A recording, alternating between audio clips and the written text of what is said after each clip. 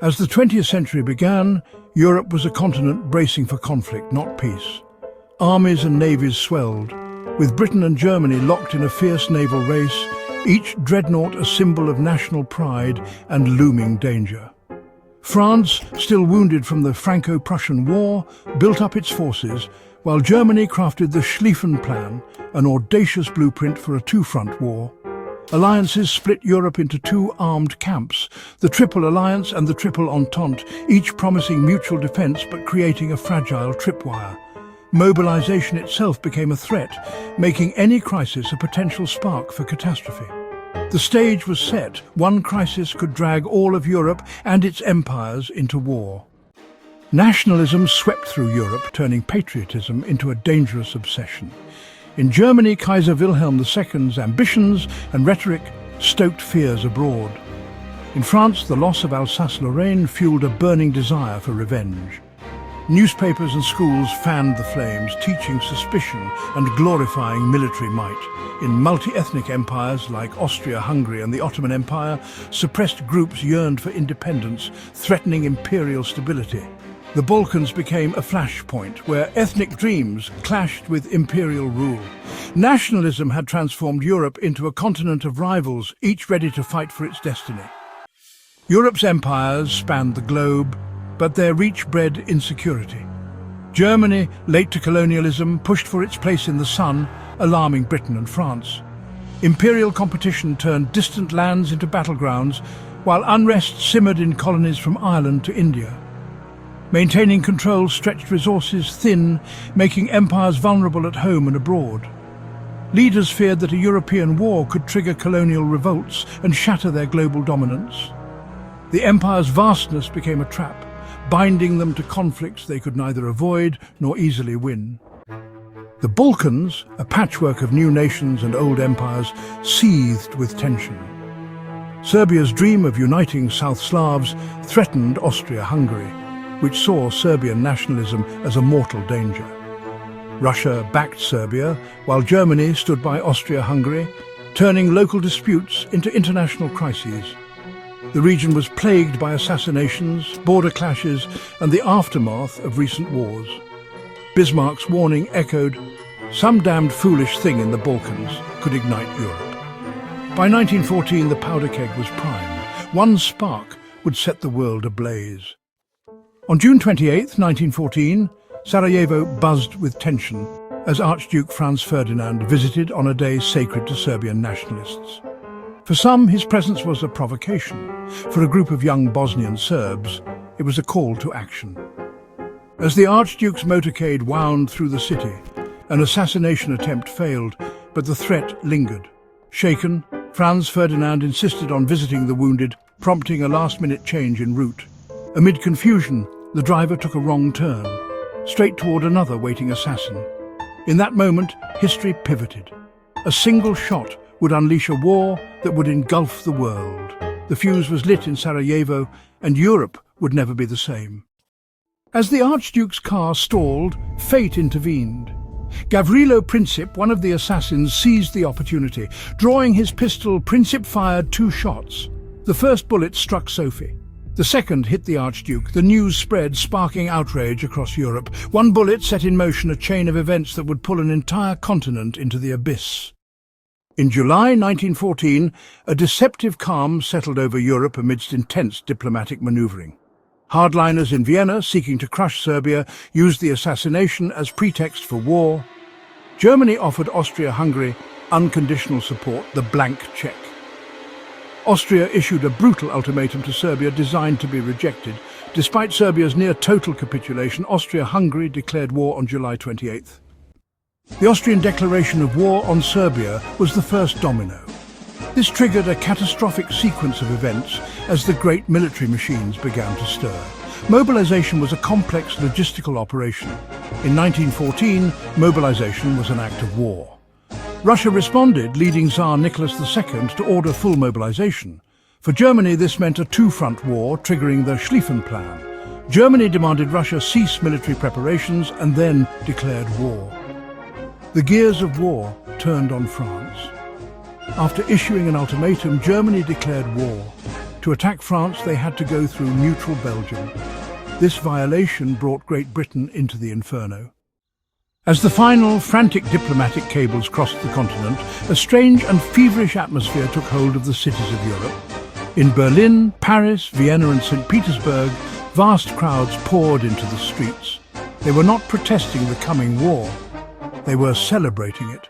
In a stunning, continent-wide display of patriotic fervour, citizens waved flags, sang national anthems and cheered for the soldiers marching off to the front. The complex anxieties and bitter rivalries of the past decade seemed to melt away, replaced by a simple, powerful sense of national unity and righteous purpose. The war was seen as a great adventure, a cleansing storm that would sweep away the corruption and staleness of the old world. This spirit of 1914 was fueled by decades of nationalist propaganda and a profound ignorance of what modern warfare actually entailed. The last major European conflict had been fought nearly half a century earlier, and memories had faded into romanticized tales of cavalry charges and battlefield glory. People genuinely believed the conflict would be swift and decisive. In every capital, the prevailing sentiment was the same. The boys would be home by Christmas. Young men flocked to recruitment offices in droves, terrified not of dying, but of missing out on the great defining event of their generation. It was seen as a test of manhood, a sacred duty, and a glorious quest. Intellectuals and artists, too, were swept up in the delirium. They wrote poems and essays hailing the war as a necessary crucible that would forge a stronger, more noble national character. The German writer Thomas Mann called it a purification, while the English poet Rupert Brooke wrote of the honour of dying for one's country in a foreign field.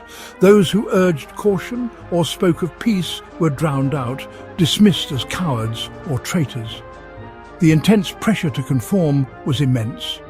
In Germany, the Social Democrats, Europe's largest socialist party and long-time advocates for international worker solidarity, abandoned their pacifist principles and voted to fund the war, swept up in the tide of patriotism. But as the troop trains, bedecked with flowers and chalked with slogans of victory, chugged away from the stations, a more sombre reality began to set in for those left behind. The cheering crowds masked a deep underlying anxiety. For every flag-waving patriot there was a mother, a wife or a child weeping silently, watching their loved ones depart for an unknown fate. The world of yesterday, with its fragile peace and gilded certainties, was gone forever. The lights, as British Foreign Secretary Sir Edward Grey famously remarked, were going out all over Europe. They would not see them lit again in their lifetime. The rush to war was complete. The rush to the slaughter was about to begin. The war, expected to be over by Christmas, ground to a halt. Swift movements, envisioned by generals, dissolved into industrial-scale slaughter. The opposing forces collided, dug in, creating a continuous line of defences. This line stretched 500 miles from the North Sea to the Swiss border. The war of movement was dead. The war of attrition had begun. This was the birth of the Western Front, a scar synonymous with suffering.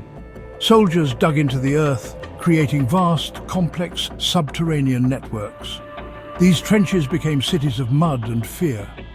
Mud swallowed boots, fouled rifles and consumed the fallen.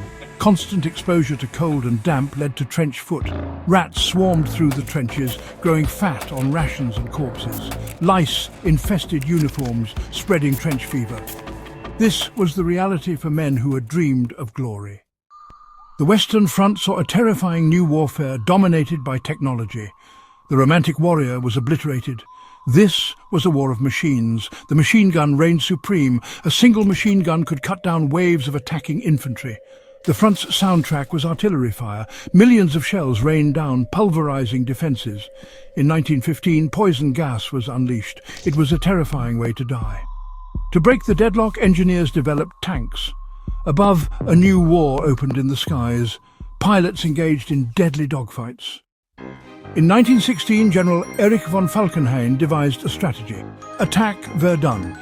He aimed to bleed the French army dry, turning the battlefield into a mill. The assault began with intense artillery, obliterating French lines. Under General Pétain, the French rallied with the cry, "They shall not pass." The Voie Sacrée funneled troops and supplies. Verdun became a hellish struggle for shell-blasted earth.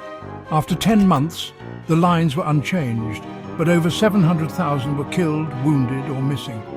Verdun became a symbol of pointless extermination. In 1916, the British under General Douglas Haig planned an offensive to achieve a breakthrough and relieve pressure on their French allies. The location was a quiet sector along the River Somme. British artillery relentlessly pounded German lines for a week. On July 1st, 1916, soldiers climbed out of their trenches. They were met with machine gun and artillery fire. The first day was the bloodiest in British Army history. The Battle of the Somme became a byword for incompetent generalship and tragic waste. The Allies advanced a mere 6 miles, costing over 600,000 casualties. It had decimated a generation. Amidst relentless slaughter, an extraordinary event highlights the shared humanity of men ordered to kill. In the first winter of the war, December 1914, something remarkable happened on the Western Front. As Christmas approached, a strange mood settled over the lines. On Christmas Eve, German soldiers placed candles and trees along the parapets, singing carols. British soldiers responded. Soldiers seeking peace climbed unarmed from their trenches. They met in no man's land, shaking hands with those they had fought. For a few hours, the war stopped. Soldiers exchanged gifts, they showed photos, buried the dead and played football. Briefly, they recognized their shared enemy was the war itself. High commands were horrified and forbade future contact. The Christmas truce remains a poignant reminder of lost humanity. While the Western Front is the enduring image of the war, the conflict reached far beyond. It was a true world war, pulling in people from across the globe. The vast colonial empires of Britain, France and Germany became new theatres of war. In Africa, forces fought protracted campaigns. Over 1.5 million men from the Indian subcontinent served overseas. They were joined by soldiers from Canada, Australia, New Zealand and South Africa. For the Anzacs, the landing at Gallipoli became their baptism of fire. In the Middle East, the war against the Ottoman Empire took on a character of its own. This led to the collapse of the Ottoman Empire and the drawing of new borders, creating the modern Middle East. The Great War demanded the complete mobilization of entire societies. This was the dawn of total war, where factory workers, farmers and housewives were crucial to the war effort. National economies were reoriented towards producing weapons and supplies. Governments assumed unprecedented control over daily life. As men joined the army, women stepped into the workforce, taking on traditionally male roles. At home, the war brought hardship and scarcity. Governments introduced strict rationing systems. Massive campaigns sold war bonds appealing to patriotism. The entire population was financially and emotionally invested, binding them to the war effort. As the war of attrition dragged on, with its horrific casualty lists and growing weariness, maintaining public morale and support became a critical front in itself. Governments on all sides unleashed a new and powerful weapon propaganda. This was a systematic and often cynical effort to shape public opinion, to demonize the enemy, glorify the nation's cause, and ensure the unwavering commitment of the civilian population. Artists, writers, and early filmmakers were enlisted to create a relentless stream of posters, pamphlets, newspaper articles, and films designed to stir the deepest emotions of patriotism, fear, and hatred. Truth became a casualty, sacrificed for the sake of national unity and fighting spirit. The most common tactic was the dehumanization of the enemy. In Allied propaganda, the German soldier was frequently depicted as a monstrous, barbaric Hun, a savage beast committing unspeakable atrocities. Posters showed menacing, ape-like figures with spiked helmets, often threatening innocent women and children. Stories, many of them fabricated or wildly exaggerated, of German soldiers bayoneting babies and crucifying prisoners were widely circulated and believed. This imagery was designed to provoke outrage and to portray the war not as a political conflict, but as a righteous crusade against absolute evil. making any thought of compromise or peace seem like a betrayal of civilization itself. In Germany, the propaganda was no less pervasive. It portrayed the nation as a victim encircled by the jealous and aggressive powers of the Entente. Britain was depicted as a greedy, hypocritical empire, while Russia was portrayed as a backward, Slavic horde threatening German culture and civilization. Propaganda posters emphasized German strength, discipline, and the righteousness of their cause, fostering a powerful sense of unity and defiance in the face of a hostile world. In every country, censorship became rampant. Letters from the front were censored to remove any mention of the true horrors of the trenches, and newspapers were forbidden from publishing anything that might undermine morale or question the government's handling of the war. This constant barrage of propaganda was incredibly effective. It sustained the war effort through years of unimaginable suffering by creating a stark black and white view of the conflict. It ensured that millions of men continued to enlist or march into battle, convinced they were fighting for a noble cause against a diabolical foe. But it also poisoned the well of international relations for generations.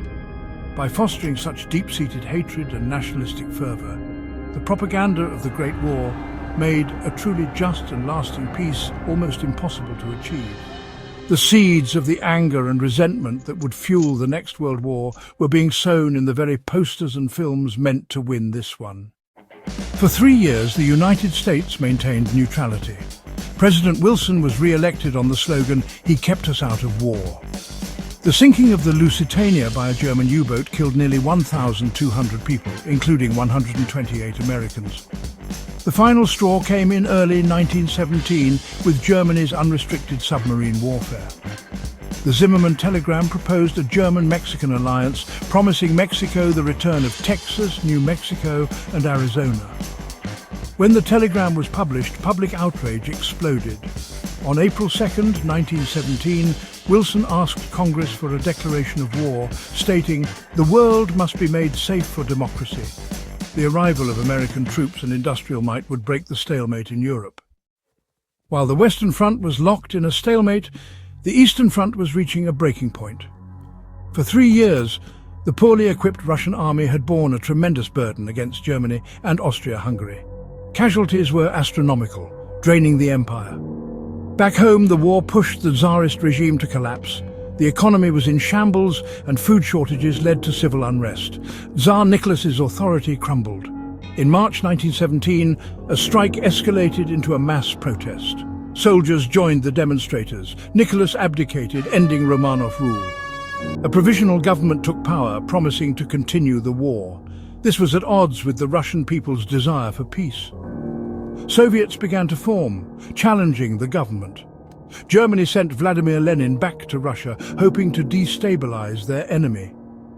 It was a gamble that would change the course of the war. In 1917, Lenin's message of peace, land and bread resonated with war-weary Russians. While the provisional government faltered, Lenin's Bolsheviks gained influence, promising an end to the war. By October, the Bolsheviks seized key points in Petrograd. They stormed the Winter Palace and arrested the government. Lenin issued a decree on peace, seeking an armistice. In 1918, Russia signed the Treaty of Brest-Litovsk with Germany, surrendering vast territories. This freed German troops for the Western Front. With Russia out of the war, the German High Command saw an opportunity. General Erich Ludendorff knew that time was not on his side. The British naval blockade was starving the German home front. He risked everything on one final offensive on the Western Front. This was the Kaiserschlacht, the spring offensive of 1918. Ludendorff developed new tactics. The attack would be preceded by a short, intense hurricane barrage. This would be followed by an assault led by elite stormtroopers. These men were armed with machine guns, grenades and flamethrowers. Their mission was to bypass enemy resistance and infiltrate deep into the rear. On March 21st, Operation Michael was unleashed against the British lines.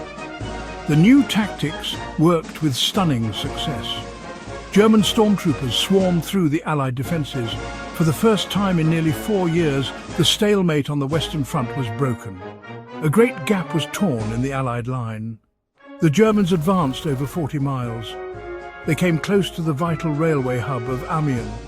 But Ludendorff's gamble contained the seeds of its own failure. The stormtroopers outran their supplies. Exhausted and hungry, they were slowed down. The offensive began to lose momentum. The German spring offensive, while terrifyingly successful at first, had failed to deliver the final knockout blow. Instead, it had exhausted Germany's best troops and last reserves. The German army had pushed so far forward that it now occupied a series of large exposed salients or bulges in the Allied line, making its men vulnerable to counterattack from multiple sides. By July 1918, the tide began to turn. The initial panic had subsided, and the Allies, now under the unified command of French Marshal Ferdinand Foch, had weathered the storm. Crucially, American troops were now pouring into France at a rate of over 250,000 a month. Their freshness and fighting spirit providing a vital reinforcement to the weary British and French armies. On August 8, 1918, the Allies launched a massive counter-offensive at Amiens. The attack, spearheaded by Australian and Canadian corps, alongside hundreds of tanks, achieved total surprise and shattered the German lines. The effect on German morale was devastating. Ludendorff himself called it the Black Day of the German army. It was the beginning of the end. This victory marked the start of what would become known as the 100 Days Offensive, a relentless, rolling series of Allied attacks all along the Western Front. Instead of concentrating on a single, massive battle, Foch used his growing superiority in men and material to strike the Germans at multiple points, giving them no time to rest, regroup, or recover. The nature of the war had changed. The Allies had finally learned the lessons of the past 4 years, mastering the art of combined arms warfare. Infantry, artillery, tanks, and aircraft now worked in close coordination, creating a powerful and flexible fighting force that the exhausted German army could no longer contain. The once impenetrable German defences, like the formidable Hindenburg Line, were systematically broken down and overrun. The fresh American troops, though inexperienced, proved to be aggressive and effective fighters, playing a key role in battles like the Meuse-Argonne offensive, a massive and costly assault that pushed the Germans back towards their own border. For the German soldier in the trenches, the situation became hopeless. They were being pushed back day after day, their divisions shrinking, their supplies dwindling, and their will to fight evaporating. They were now facing an enemy that seemed to have an endless supply of men, machines, and shells. The German army was no longer retreating in good order. It was beginning to disintegrate. Soldiers began to surrender in ever-increasing numbers, no longer willing to die for a cause that was so clearly and irrevocably lost. The mighty war machine that had terrified Europe for 4 years was finally and decisively breaking apart under the relentless pressure of the Allied advance. While the German army was being hammered into submission on the Western Front, its allies were collapsing one by one. The Central Powers, a coalition held together by German strength, began to unravel with astonishing speed. The first to fall was Bulgaria. In September 1918, an Allied offensive launched from Greece broke through the Bulgarian lines in the Balkans. With its army in full retreat and its government facing revolution at home, Bulgaria sued for peace, signing an armistice on September the 29th. This exposed the southern flank of Austria-Hungary and opened a direct path for an Allied advance up the Danube Valley, a strategic disaster for the remaining Central Powers. Next to crumble was the Ottoman Empire. For years, its armies had been worn down by fighting in the Caucasus, Mesopotamia and Palestine. In September, British and Arab forces under General Allenby won a decisive victory at the Battle of Megiddo, shattering the Ottoman armies in Palestine and Syria. Damascus fell, then Aleppo. With its armies routed and its Arab territories in open revolt, the Ottoman government capitulated, signing an armistice on October 30th. After more than 600 years, one of the world's great empires had effectively ceased to exist, its collapse leaving a power vacuum that would reshape the Middle East for the next century. The Austro-Hungarian Empire, the power that had started the war, was the last to go. It was being torn apart from within by the very nationalist forces it had sought to suppress. As the military situation deteriorated, its various ethnic groups, Czechs, Poles, Hungarians and South Slavs, began to declare their independence. The empire was literally dissolving. Facing a final, crushing Italian offensive at the Battle of Vittorio Veneto, the Austro-Hungarian army disintegrated. On November 3rd, Austria-Hungary signed an armistice, its once mighty empire already a relic of the past, splintering into the new nations that would dot the map of post-war Europe. Germany was now utterly alone, its allies gone, its army in retreat, and its people on the verge of starvation and revolution. The news of the military collapse and the crumbling of its allies created a crisis of confidence at home. In late October, sailors of the German High Seas Fleet at Kiel mutinied, refusing to sail out for a final suicidal battle against the British Royal Navy. The mutiny spread to other ports and cities, sparking a nationwide revolution. The Kaiser, having lost the support of his army and his people, was forced to abdicate on November 9th and flee to exile in the Netherlands. A new German Republic was proclaimed, and its first desperate act was to send a delegation to seek an end to the fighting. The final push was over. All that remained was silence. In a secluded railway siding in the misty forests of Compiègne, a train car sat parked.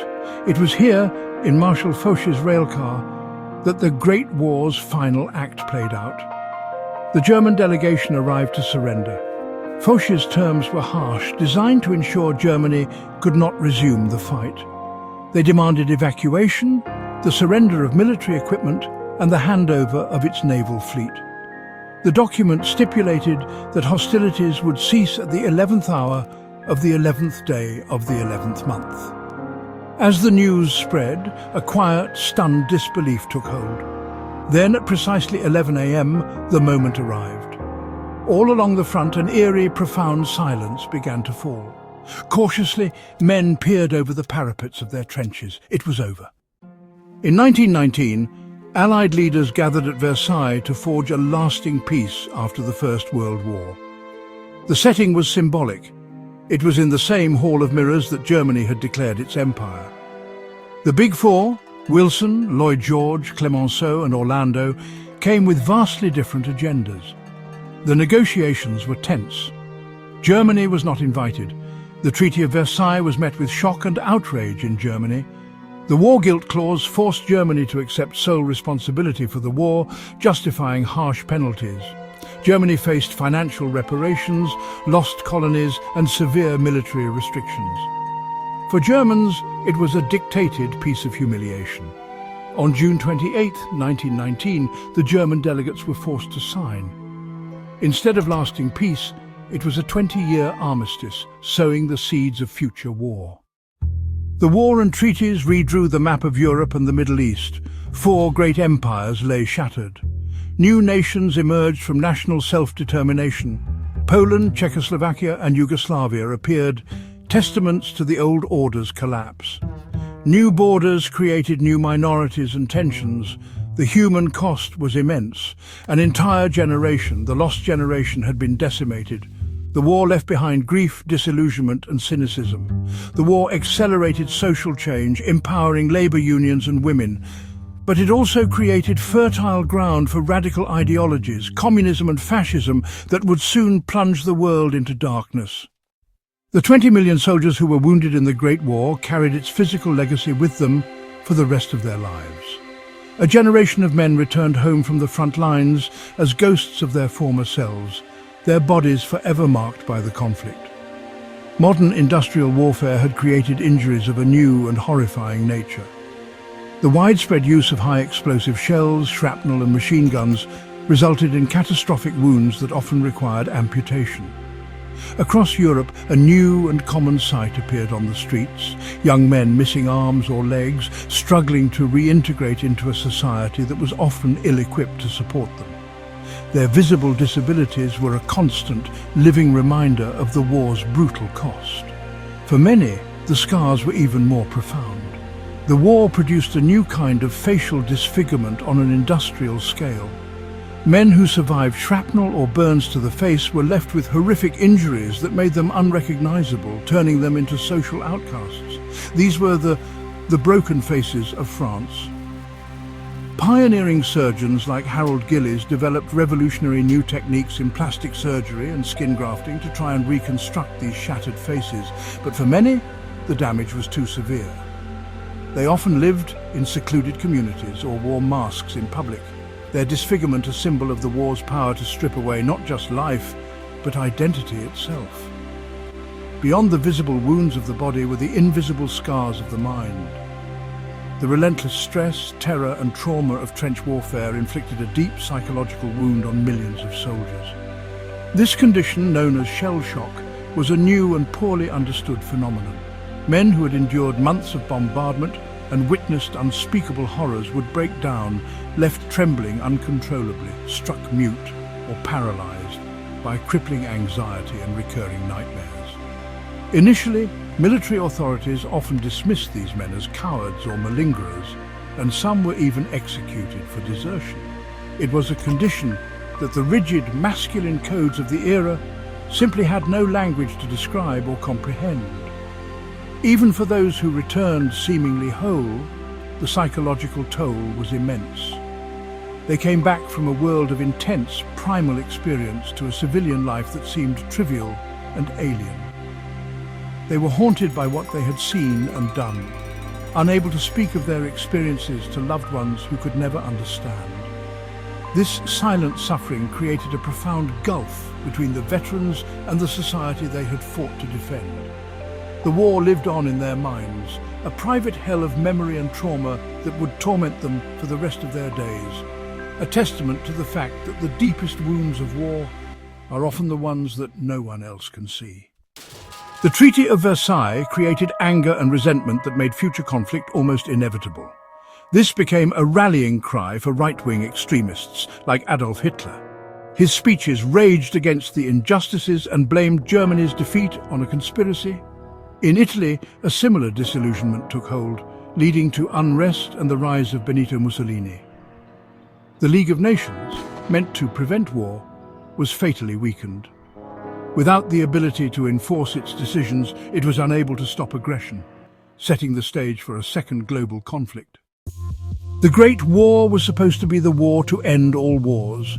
This was the hopeful, idealistic phrase used by a world that could not imagine a conflict of such magnitude ever happening again. The sheer scale of the death and destruction was so unprecedented, so utterly devastating, that it seemed to mark a final terrible lesson for humanity. People believed that no sane nation would ever again choose to unleash such suffering upon the world. They had sacrificed a generation to create a new, safer world, one where diplomacy would replace conflict and where the League of Nations would ensure collective security for all. It was a noble dream, born from the depths of unimaginable sorrow. But this dream was a fragile illusion, shattered by the harsh realities of human nature and the unresolved hatreds left by the conflict. The war did not end war, it merely changed it. It introduced the world to the horrors of industrial-scale slaughter, to poison gas, aerial bombing, and the tank. It demonstrated the power of propaganda to mobilize entire populations and the concept of total war, where the distinction between soldier and civilian blurs into non-existence. It created new technologies and new tactics of killing that would be perfected and made even more horrific in the decades to come.